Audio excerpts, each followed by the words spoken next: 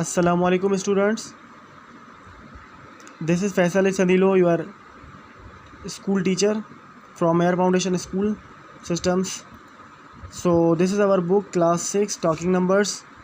We are starting our first lecture.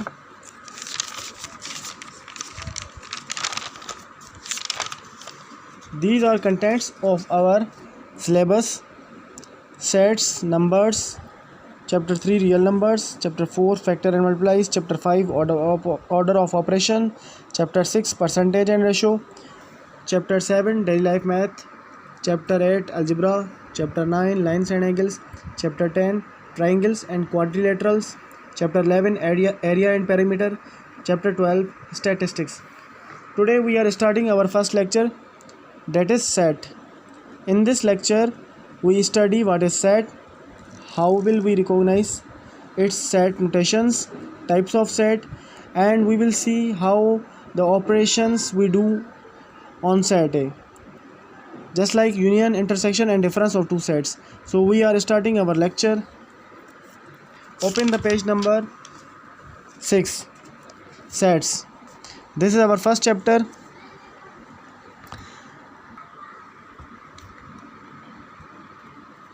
Students, see here example of the set of shirts, set of pants, set of socks. These are the example of sets. Similarly, like clothes, we have different sets, just like a set of books on a shelf, a set of crayons colors, a set of t-shirt, or etc. A lot of example we can attack from our daily lives. In simple, we can say that what is set.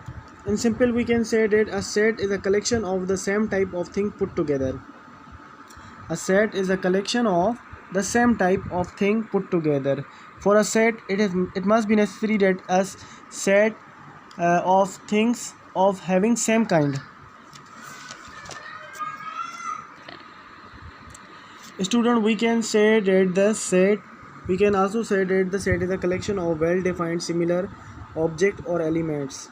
This is another definition of the set, that is the actual definition of the set.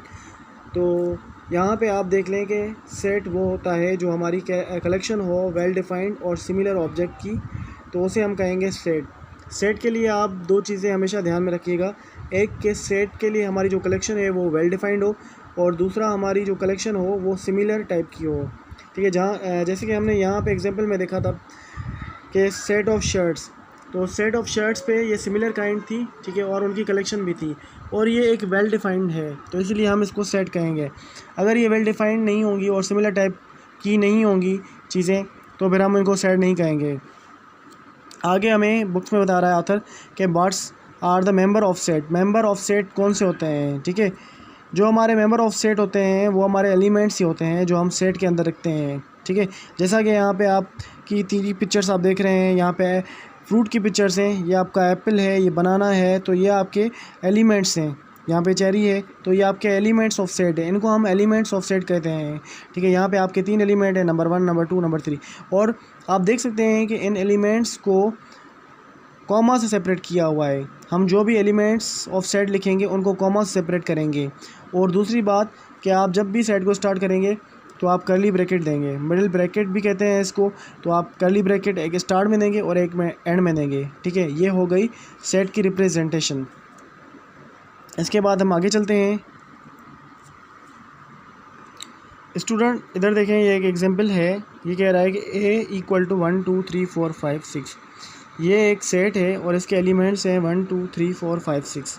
ठीक है, यहाँ हम ये कह सकते हैं कि set of natural number है. ठीक है, लेस देन 7 तक. इसमें ये आपको देखें, इसके जो एलिमेंट्स हैं सेट के वो हैं 1 2 3 4 5 6, वो एलिमेंट्स ऑफ सेट हैं. अब यहाँ पे हमें एक चीज़ ही बता रहा है, ये जो सिंबल है इसको हम कहते हैं बिलोंग्स टू और डिनोट एलिमेंट्स. ठीक है, ये जो सिंबल है उसको हम यूज़ करते हैं for donation of the elements, या फिर हम इसको बिलोंग्स टू भी कहते हैं इस सिंबल को. ठीक है, अब जैसा कि हम देखें कि 2 क्या इस सेट से बिलोंग करता है? Yes, 2 belongs to this set, 3 belongs to this set. अगर हम 7 लिखेंगे तो 7 का जो है इस सेट से कोई ताल्लुक़ नहीं है, तो हम 7 को लिखेंगे 7 is not belongs to not belongs to from set A. इसके हम आगे एक्सरसाइज भी करेंगे तो फिर हम इसको मज़ीद समझ लेंगे। फ़िलहाल आप यहाँ पे ये समझ लें कि ये जो सिंबल यूज़ होती है तो वो सेट में वो बिलोंग्स टू के तौर पर, यहाँ पर डिनोट एलिमेंट्स के तौर पर यूज़ होती है। ठीक है, आगे चलेंगे तो फिर हम इस पर मज़ीद आगे जाके डिस्कस करेंगे। जो आज की हमारी फ़र्स्ट क्लास है वो इंट्रोडक्टरी। जी स्टूडेंट्स, मैं आपको ये बता रहा था कि जो आज का हमारा लेक्चर है वो इंट्रोडक्शन बेस्ड है। जो नेक्स्ट लेक्चर होगा वो हमारा बोर्ड पे होगा और हम उसमें मज़ीद एग्जांपल भी देखेंगे और एक्सरसाइज भी सॉल्व करने की कोशिश करेंगे। लेकिन जो आज हमारा लेक्चर है वो सिर्फ इंट्रोडक्शन बेस्ड पे है और मैं आपको अंडरस्टैंडिंग बता रहा हूँ कि सेट में कौन कौन से टर्म्स होते हैं जो यूज़ होते हैं और उन टर्म्स का क्या मतलब होता है। तो आज की क्लास बहुत इंपॉर्टेंट है। चलते हैं हमारे अगले टॉपिक पर। अब इसमें क्या कह रहा है कि टेबुलर फॉर्म, ठीक है, रोस्टर। पहले तो आप ये देख लेंगे हम सेट को दो तरीक़ों से रिप्रेजेंट कर सकते हैं। Set are usually represented in two forms. एक तरीका होता है आपका टेबुलर, नेक्स्ट तरीका होता है आपका डिस्क्रिप्टिव। ये दो तरीके हैं जो हम क्लास में इन पे एक्सरसाइज करेंगे। एक होता है टेबुलर जिसको हम रोस्टर भी कहते हैं, दूसरा होता है डिस्क्रिप्टिव। अब टेबुलर फॉर्म बिल्कुल आसान सा फॉर्म है। इसमें हम डायरेक्ट एन लिखेंगे, सेट का नाम लिखेंगे पहले। जैसे ये नेचुरल नंबर का सेट है तो इन्होंने यहाँ पे एन लिखा है, कैपिटल एन। सेट का हमेशा नाम जो होगा वो कैपिटल लेटर ही होगा, स्मॉल लेटर नहीं आएगा, कैपिटल लेटर आएगा। उसके बाद हम उसके एलिमेंट्स लिख देंगे। ठीक है, ये सिंपल फॉर्म है आपकी सेट की। ये कि एक और सेट है एम और इसके एलिमेंट्स हैं जनवरी, फरवरी और मार्च। ये हो गई आपकी टेबुलर फॉर्म, मतलब जो हम कर्ली ब्रैकेट्स में लिखेंगे उसके एलिमेंट्स और उसको हम कैपिटल नेम से डिनोट कर देंगे तो आपका सेट हो जाएगा टेबुलर फॉर्म। ठीक है, इसको ही हम रोस्टर फॉर्म भी कहते हैं। इसके बाद हम अपने अगले टॉपिक पर चलते हैं कि सेट को हम डिस्क्रिप्टिव फॉर्म में कैसे लिख सकते हैं। तो ये आपकी जो फॉर्म है वो डिस्क्रिप्टिव फॉर्म है।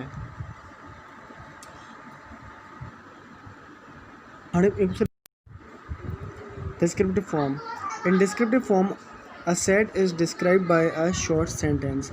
डिस्क्रिप्टिव फॉर्म में सेट को जो रिप्रेजेंट किया जाता है वो शॉर्ट सेंटेंस से रिप्रेजेंट किया जाता है। जैसा कि हम एग्जांपल में देख सकते हैं, कैपिटल एन मतलब natural number equal to curly bracket start a set of natural number less than 10 curly bracket our.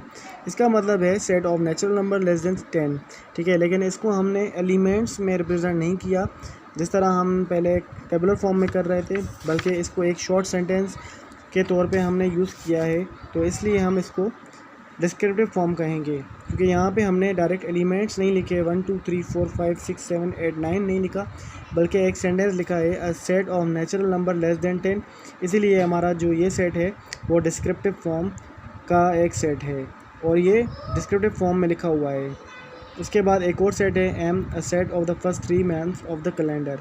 ठीक है, कैलेंडर के फर्स्ट 3 मंथ का सेट, जैसे कि जनवरी, फरवरी, मार्च। ठीक है, तो अब ये एक डिस्क्रिप्शन में लिखा हुआ है, एक फॉर्म में, इंग्लिश की फॉर्म में लिखा हुआ है, तो इसको हम डिस्क्रिप्टिव फॉर्म कहेंगे। दोबारा हम कंपेयर करते हैं। टेबुलर फॉर्म में हम इस तरह लिखेंगे 1 3 5 7 9। ठीक है, डिस्क्रिप्टिव फॉर्म में हम इस तरह लिखेंगे अ set of odd number less than 10। ठीक है, यहाँ पे देखें, यहाँ पे ABCD का सेट है, ABCD XYZ। ठीक है, यहाँ पे लिखा हुआ है अ set of letters in the English alphabet. तो ये आपका यहाँ से देख सकते हैं डिस्क्रिप्टिव फॉर्म को इस तरह लिखा जाता है और टेबुलर फॉर्म को इस तरह लिखा जाता है।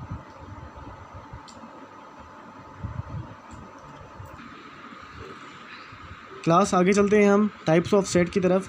सेट के कौन कौन से टाइप्स होते हैं, सेट की कौन कौन सी इकसाम होती हैं। सबसे पहले आपका आता है फिनाइट सेट। फिनाइट सेट वो होता है जिसके एलिमेंट्स हम लिस्ट कर सकें, मतलब उसके जो एलिमेंट्स हों वो ख़त्म हो जाएं और लिमिटेड एलिमेंट्स हों, तो वो हमारा सेट कहलाएगा फिनाइट सेट। ठीक है, जिस तरह हमारे ए के सेट के एलिमेंट हैं ABCDEFGH और ये चलते जाएंगे और Z पे हमारे यहाँ पे ये एलिमेंट्स ख़त्म होंगे, इसलिए जो हमारा ये सेट है वो फिनाइट सेट है। इसके बाद आपका नेक्स्ट टाइप है इनफिनाइट सेट्स का। इनफिनाइट सेट क्या होता है, ठीक है, फिनाइट सेट का जो अपोजिट होता है वो इनफिनाइट सेट होता है। फिनाइट सेट हमारा ख़त्म हो जाता है, लेकिन इनफिनाइट ऐसा सेट होता है जो कभी ख़त्म नहीं होता, जो इसके एलिमेंट्स होते हैं वो भी लिमिटेड नहीं होते। मतलब ये हुआ कि जो इनफिनाइट सेट के एलिमेंट होंगे वो अनलिमिटेड होंगे और ये सेट जो होगा कभी ना ख़त्म होने वाला सेट होगा, तो ऐसे सेट को हम इनफिनाइट सेट कहेंगे। अब यहाँ पे देखें, जो हमने 3 डॉट्स लगाए हैं इसका यही मतलब है कि जो ये सेट है ये कभी ख़त्म नहीं होगा और ये चलता रहेगा, ठीक है। इसलिए ये जो हमारा सेट है इनफाइनाइट सेट है।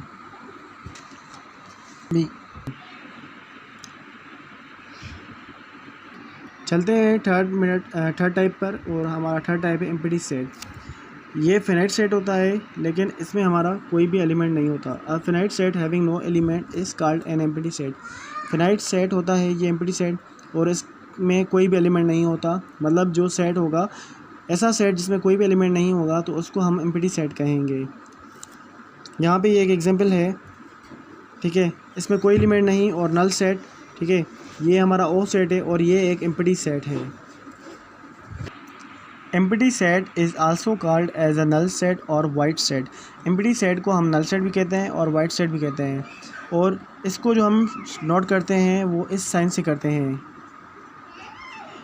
एम्प्टी सेट को हम नल सेट और वाइट सेट भी कहते हैं, और ये डिनोट करते हैं हम एक ग्रीक सिंबल से जिसको हम फाई कहते हैं। This is a Greek letter और ग्रीक सिंबल भी कहते हैं इसको, और ये हम डिनोट करते हैं फाई से। आगे चलते हैं सिंगलेटन सेट। सिंगलेटन सेट वो होता है जिसमें एक सिंगल एलिमेंट हो। A set having a single element is called a singleton set. Equal set मतलब दो ऐसे सेट जो बिल्कुल सेम होंगे, जिनके सारे एलिमेंट्स बिल्कुल इक्वल होंगे, जैसे कि 20, 30, 40, 50, 40, 30, 20। ये इनका जो ऑर्डर है वो आगे पीछे है, लेकिन ये दोनों सेट बिल्कुल सेम हैं, ठीक है। और इनके सब एलिमेंट्स बिल्कुल एक ही हैं, सेम हैं, बराबर हैं, इसलिए ये जो सेट हैं दोनों वो कहलाएंगे equal set. These sets are called equal set, hence A equal to B। Equal set are denoted by the symbol. Equal के लिए हम इक्वल सेट्स के लिए ये सिंबल यूज़ करते हैं, ठीक है, जो इक्वल को शो करती है। Equivalent set. Let's suppose our first set is C, that is 1, 2, 3, 4, and our next set is D, 1, 4, 9, 16। अगर हम यहाँ पे देखें कि यहाँ इस सेट के जो एलिमेंट्स हैं वो 1, 2, 3, 4 हैं, और हम इनको काउंट करेंगे टोटल कितने एलिमेंट्स हैं, तब भी हमारे ये 4 हैं, 1, 2, 3, 4 हैं। मतलब इन जो एलिमेंट्स हैं वो कौन से भी लिखे हो हमें ये पता नहीं है। अगर यहाँ पे ABCD लिखा होता तब भी सही है, लेकिन जो ये काउंटिंग में है वो 1, 2, 3, 4 हैं, और ये भी हम काउंट करेंगे कितने हैं, 1, 2, 3, 4। मतलब इन दोनों के अगर नंबर ऑफ़ एलिमेंट्स सेम होंगे तो ये हमारा कहलाएगा इक्विवेलेंट सेट। इक्विवेलेंट सेट में ये ज़रूरी नहीं कि वो एलिमेंट सेम हो, बल्कि उनके नंबर ऑफ़ एलिमेंट सेम हो, तो ऐसे सेट को हम इक्विवेलेंट सेट कहेंगे। Students, let's look at another example, ठीक है।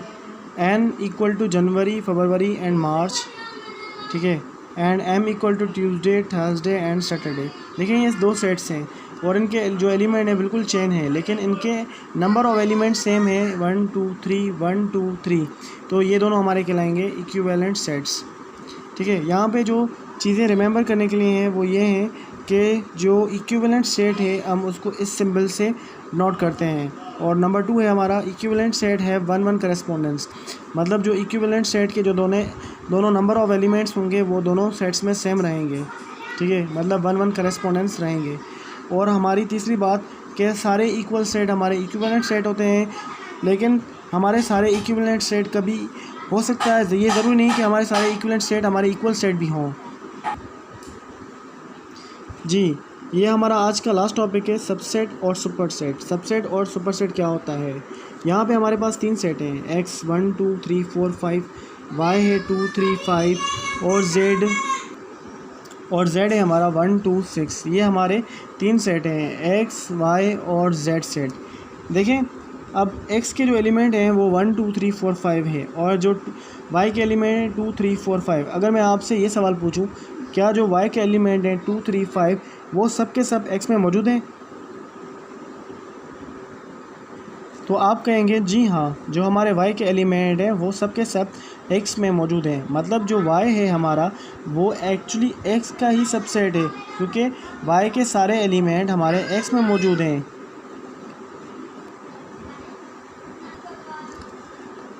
तो हमने ये देखा कि जो Y के एलिमेंट हैं वो सारे एलिमेंट X में मौजूद हैं।